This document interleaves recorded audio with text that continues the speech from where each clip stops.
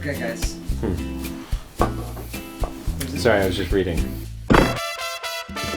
Vitamina T is the follow-up to MASA, which is a deep dive into how to make masa from scratch with like a couple of recipes. This is over 100 recipes on how to really jazz that masa up. So now you know how to make masa, this is what to do with it. From tacos to tamales, tlacoyos, tlayudas, tetelas, tostadas, tortas, I could go on, but I won't. You can read the book.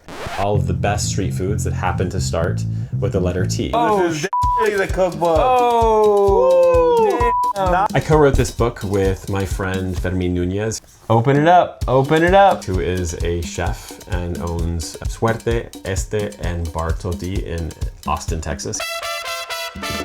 It is meant to kind of have a really loose and fun and casual approach to these foods without taking itself too seriously, and I think we did just that.